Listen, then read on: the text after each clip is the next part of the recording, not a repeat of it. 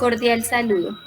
En esta oportunidad daremos a conocer la planeación financiera que se le ha realizado a la empresa que denominamos Comercializadora Internacional SAS. Esto durante el año 2024 y 2025. Es un trabajo realizado por Jorge Luis Márquez y quien les habla, Diana Lorena Marín. Inicialmente encontramos todos los datos establecidos en el ejercicio, como lo son los implementos requeridos, como computador, máquina registradora, impresora, entre otros. Este capital tiene un costo de 110.000 millones y requiere una inversión de 373.000 millones. Se ha establecido una estructura de financiación, la cual es interna y externa, es decir, el 70% es un aporte de los socios y un 30% será un crédito que se tomará. Luego encontramos la información del financiamiento externo, el DTF, el SPRIT, la tasa efectiva anual, que será del 15.20%, el plazo, que será 36 meses, y los pagos al año. Luego encontramos las diferentes inversiones que se pueden realizar. Por otro lado, encontramos el presupuesto del capital del trabajo, el cual tiene la nómina, los inventarios y los gastos generales. Luego encontramos el rol de los funcionarios, es decir, las personas que están involucradas en la empresa, los salarios y sus diferentes comisiones. Los gastos mensuales, como lo son los servicios públicos, publicidad, gastos generales e imprevistos. Y por último, las tarifas impositivas, que son la renta del 27% y el IVA del 19%. Aquí por este lado encontramos el presupuesto de ventas mensuales y el presupuesto de compras. Entonces encontramos desde el mes de enero hasta el mes de diciembre las unidades a vender, empezando desde 121 en enero y la proyección que se hizo hasta diciembre de terminar en 152 a un precio unitario de 1.050. El presupuesto de compras igual se tiene previsto comprar en enero 130 unidades y finalizar en diciembre con 160 unidades a un valor unitario de 850. El precio de venta de estos productos será de 1.250. En cuanto a la política de venta, se ha establecido que el cliente puede pagar al contado el 70% y al crédito el 30% a un plazo máximo de 30 días. Y a los proveedores les podemos pagar a crédito del 40% a un plazo de 30 días y el 60% de contado. Continuamos con el presupuesto de inversión total. Encontramos en primer lugar el presupuesto de inversión fija. Este corresponde a muebles y enseres, equipo de oficina, parque automotor y la edificación para un total de 263 millones. A este lado encontramos el presupuesto de depreciación consolidada. En general nos da un valor de 47.959.000. Luego encontramos aquí ya como tal la depreciación. Esta depreciación se hizo por el método de línea recta, la cual la encontramos aquí con una vida útil de 5 años y un valor de salvamento del 10%, del 0%, como se estableció en los datos del ejercicio.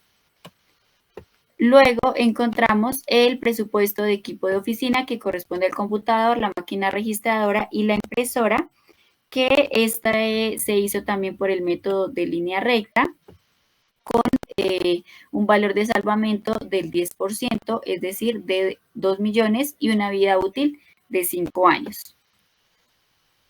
Continuamos con el parque automotor. Este se hizo por el método de depreciación de suma de dígitos,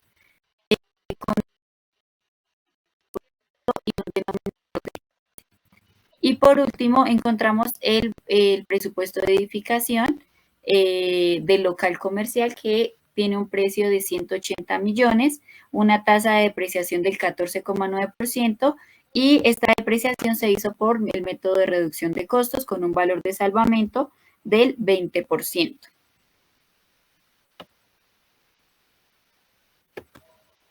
Luego encontramos aquí a este lado el presupuesto de financiación, es decir, el 30% que vamos a sacar a crédito para completar la inversión del emprendimiento. Entonces encontramos que se tomarán prestados 111.900.000 y los socios aportarán el 70% que corresponde a 261.000.100.000. Aquí encontramos la entidad que nos va a hacer el crédito, que es el banco XYZ.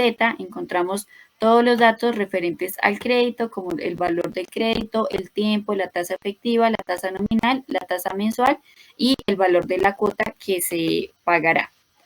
En esta tabla encontramos el periodo, la cuota, los intereses que se van a pagar en cada cuota, la amortización, el saldo, que como podemos evidenciar, al final, en el mes 36, nos da un saldo de 0 pesos, es decir, que ya se terminó el crédito. Luego encontramos acá el estado de situación financiera inicial, donde están relacionados los diferentes activos, tanto los activos corrientes, que corresponden al inventario que es el mismo efectivo, y los activos fijos. El total de los activos nos da 373 millones y por la parte de los pasivos encontramos el pasivo corriente, que son las obligaciones financieras. Esto incluye el crédito y el patrimonio, que corresponde a 261 millones. Y como podemos ver, nos coinciden los activos con el pasivo y el patrimonio. Luego encontramos la nómina. La nómina nos da un valor mensual de 21.123.000.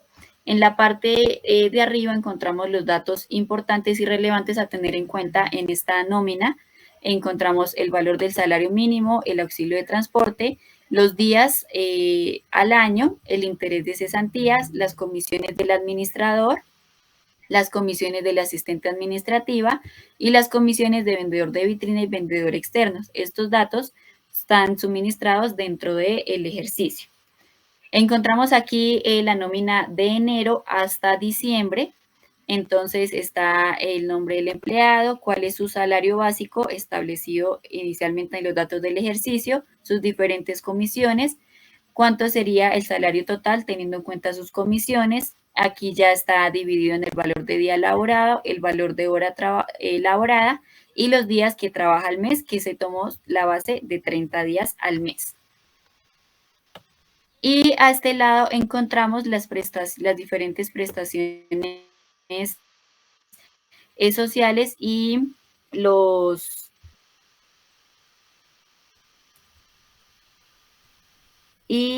gastos de seguridad social y parafiscales, como lo son el ICBF, el SENA y demás. Entonces encontramos el salario devengado, que es el salario a pagar, el auxilio de transporte, que en este caso solamente lo toma un empleado, y aquí está su total devengado. Luego encontramos el salario deducido, que es la EPS. Luego aquí encontramos el neto a pagar, que es como tal lo que paga la empresa por el cliente, las provisiones, que incluyen las cesantías, los intereses de cesantía, las vacaciones y la prima de servicios.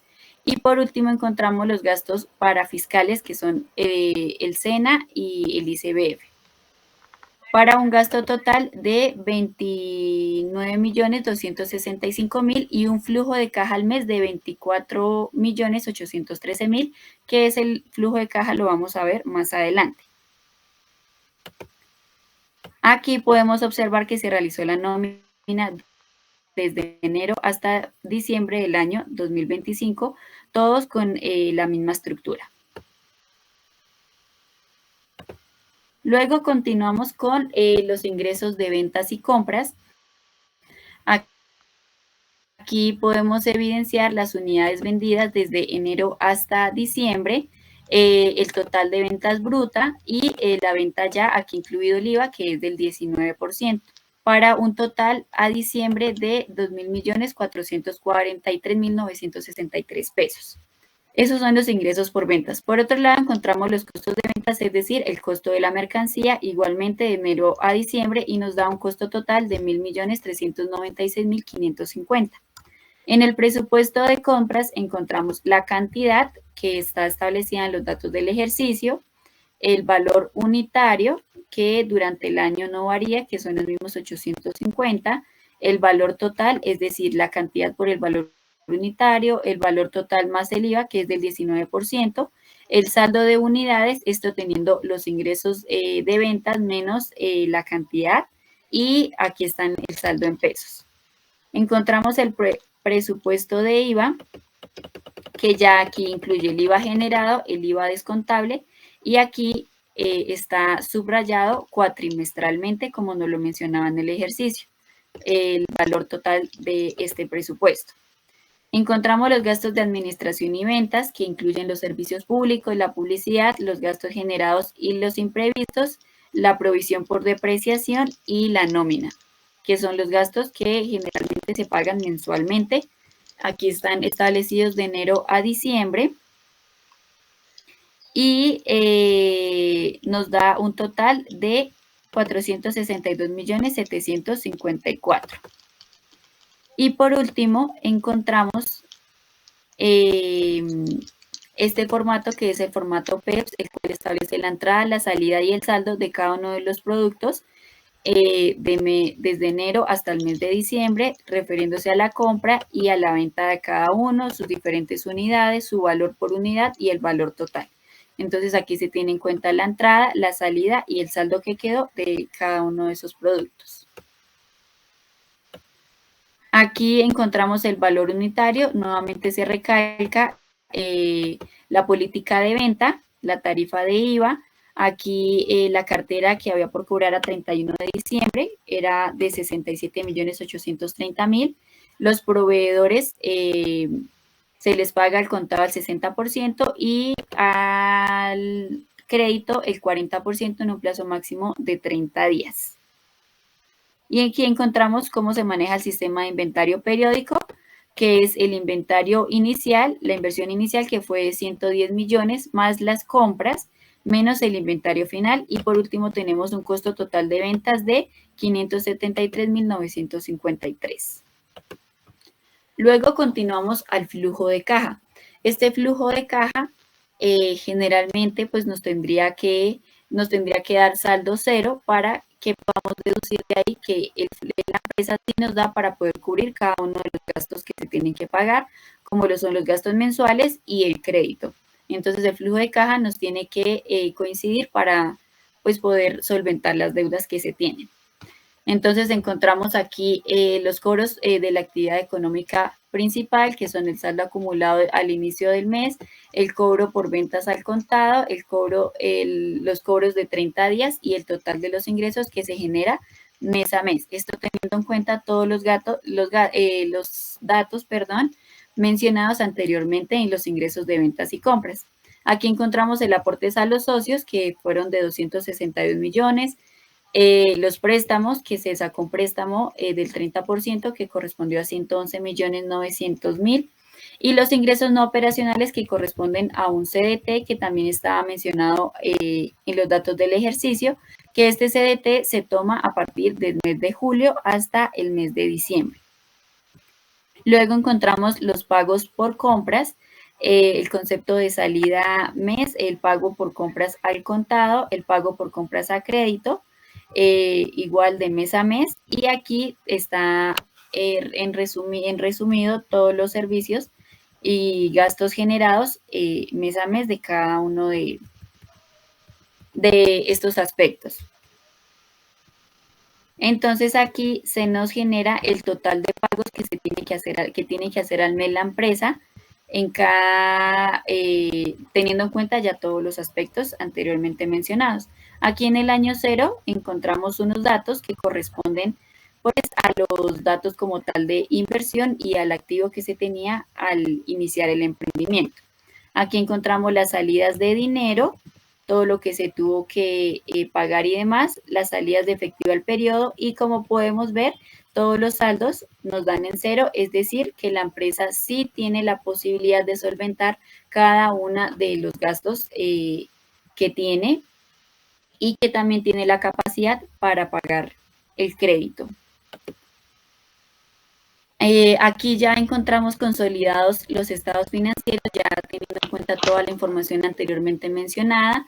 Encontramos estados en el que se tienen en cuenta los ingresos operacionales, la utilidad bruta operacional, la utilidad operacional, aquí ya incluidos los impuestos, y como tal nos da una utilidad neta de 133.381.000, es decir, que al final del año este es el valor que nos queda de ganancia como tal de las ventas de cada uno de los productos y ya solventando pues todos los demás gastos que se hicieron mes a mes. En este lado encontramos el estado de situación financiera, ya incluyendo todos los activos, todos los pasivos, las diferentes obligaciones, los impuestos que se tienen que pagar, incluyendo ya la utilidad del ejercicio que se estableció pues en el estado de resultados anteriormente.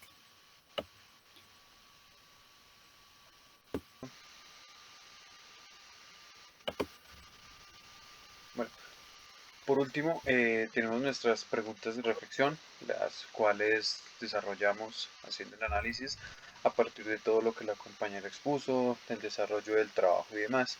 La primera es, ¿cuáles son los recursos financieros que necesita este proyecto empresarial? Como bien lo vimos y la compañera lo expuso al principio, para el desarrollo óptimo de esta empresa, de este proyecto, lo primero son los recursos financieros propios, es decir, con lo cual la empresa y el proyecto va a arrancar. Esta es la parte básica, donde hablamos de activos tales como computadores, el mobiliario, el local comercial, las máquinas registradoras y el vehículo de repartos. Esto es lo esencial, esto es con lo que se parte y con lo que empieza la empresa. Eh, Después se debe establecer el capital de trabajo, el cual se establece en 110 millones de pesos, con el fin de cubrir los gastos operacionales, los primeros pasos al desarrollo y demás. Eh, las primeras etapas del proyecto, hablamos de nómina, hablamos el de inventario inicial, los gastos generales, obviamente también tienen que ir implementados los imprevistos, las cosas que de pronto al principio del proyecto no se tenían establecidas, pero que obviamente se podían dar. Se atribuye también un porcentaje del 70% del capital a los socios, como se había establecido, y el 30% al financiamiento bancario con un aproximado de 36 meses con la tasa anual del 6%. De acuerdo, pues lo mencionado anteriormente, podemos afirmar que la combinación de recursos propios de la mano con la financiación externa son la clave para superar las limitaciones financieras y potenciar el éxito del desarrollo, es decir, con lo que se va a iniciar. Tenemos por acá cuál es la importancia de la depreciación en la planeación financiera. Esto juega un papel totalmente fundamental en la empresa, debido a que esto nos dará la precisión en los estados financieros, reflejando el valor de los activos, en los estados ajustando el valor inicial al desgaste. Todo lo que se tiene desde el principio, todo va a generar un desgaste, todo se va a usar, todo tiene que en algún momento llegar a ser un poco obsoleto. Entonces esto es lo que nos va a ayudar a medir hasta cuándo o aproximadamente hasta cuándo tendrán vida útil lo que vamos a necesitar. Esto obviamente pues muestra una imagen mejor y una planeación, una proyección mucho más fácil de leer antes de iniciar con todo. También pues nos ayudará con la planificación de inversiones y el mantenimiento de lo que ya se tiene y entender cómo y cuándo el activo se deprecia. Ayuda a la empresa pues como les decía a planificar mejor las inversiones y las estrategias de mantenimiento, saber que de pronto pues no todo se va a dañar, por decirlo de algún modo, sino que puede tener una segunda luz con algún tipo de mantenimiento que se le puede hacer pues a los equipos, teniendo en cuenta que en la vida útil de con lo que contamos, puede ser también obviamente reemplazado antes de que pues su valor en libros llegue a cero. Es por esto que podemos afirmar que la empresa y sus distintos métodos de depreciación que se aplicaron fueron un total acierto, asegurando poder reinventar y poder mantener su capacidad operativa.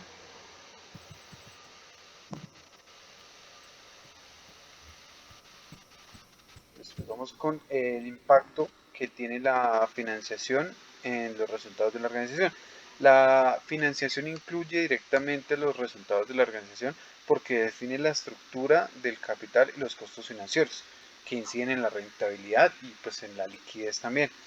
En parte se cubren con recursos propios, como les mencionábamos en el primer punto y lo primero que habló mi compañera, que es del 70%, y el externo, que es el 30%, que es la financiación que vamos a recibir.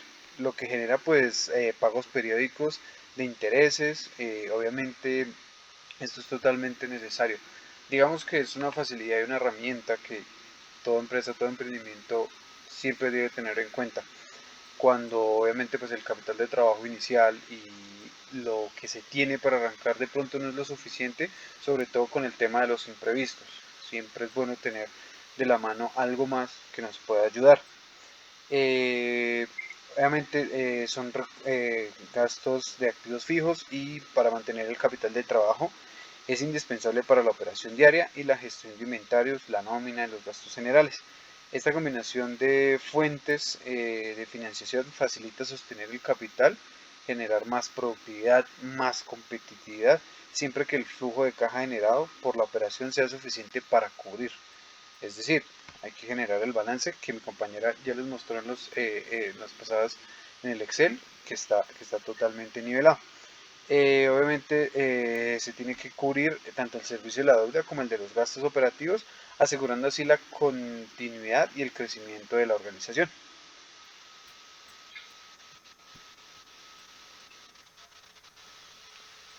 Tenemos por acá, ¿por qué es importante realizar una buena clasificación y una gestión de costos?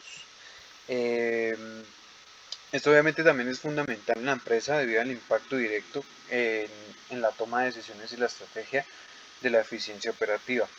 Esto es lo que se va a tomar, la clasificación, lo que se quiere, a lo que se quiere llegar y el orden como tal, en la ayuda de la mejora de toma de decisiones, identificando y pues asignando adecuadamente los costos directos e indirectos, generando una evaluación de la rentabilidad y el posicionamiento del mercado, dándonos más claridad con las futuras inversiones.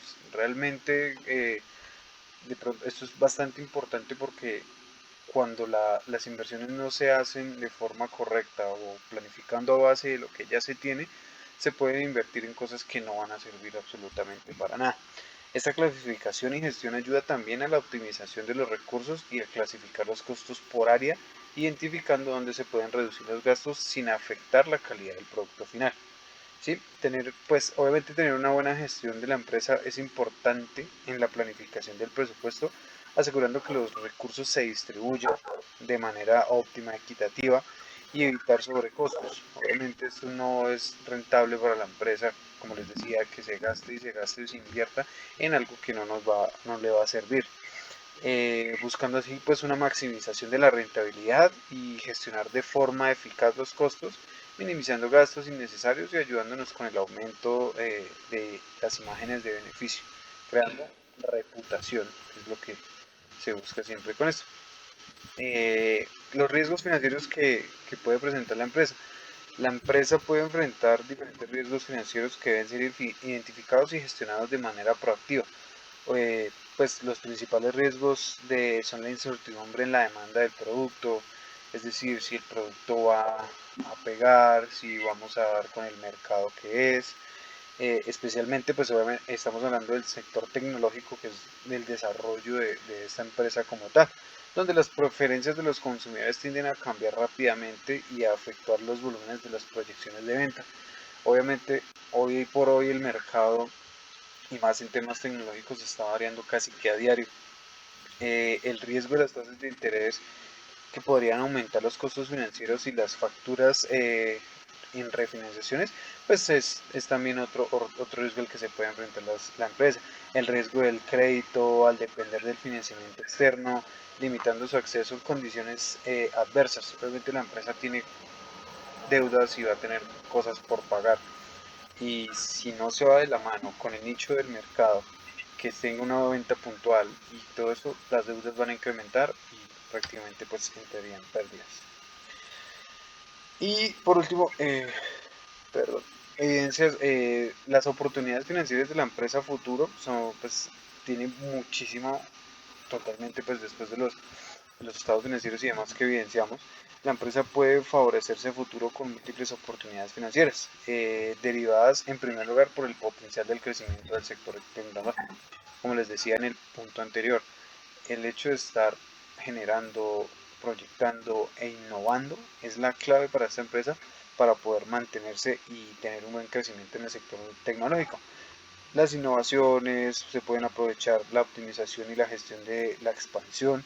Una de estas pues es la mejora de la gestión financiera mediante la tecnología, la integración de APIs que son, es un banco abierto que va directamente favorecido entre lo que tiene la empresa junto con un banco vía internet y un software de gestión que facilita el control financiero a tiempo real, mejorando pues, la toma de decisiones, optimizando el flujo de caja de la mano con la inteligencia artificial y los big data.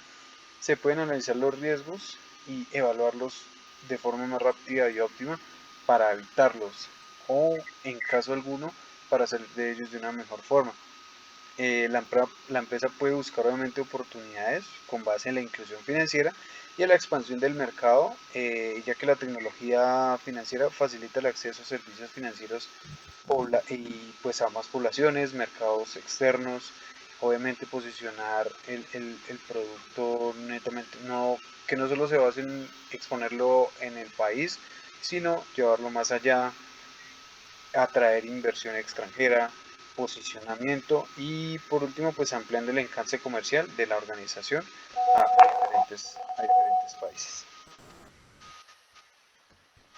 Bueno, ya para concluir nuestra presentación, podemos decir que este ejercicio de planificación financiera para esta empresa revela una estructura sólida, como lo podemos ver anteriormente en sus diferentes estados financieros y en el flujo de caja, pero adicionalmente presenta ciertos riesgos, como lo mencionaba mi compañero anteriormente, que si son bien gestionados se pueden mitigar. Y también es importante que se asegure el cumplimiento de cada una de las proyecciones, tanto de ventas como de compras que se hizo desde enero hasta diciembre, para que se pueda cumplir con cada uno de las diferentes obligaciones que tiene la empresa por pagar. Si de pronto estas proyecciones se desfasan un poquito, esto nos va a alterar tanto los estados financieros como el flujo de caja y pues puede tener o presentar riesgos a futuro. Y también es importante aprovechar las diferentes oportunidades, como lo mencionaba también mi compañero, el uso de la tecnología, poder implementar los diferentes sistemas tecnológicos y estar como a la vanguardia de todos estos temas para que la empresa también pueda seguir avanzando y pues se garantice también la sostenibilidad y el crecimiento de la empresa a largo plazo. Esa era toda nuestra presentación. Muchas gracias. Muchísimas gracias.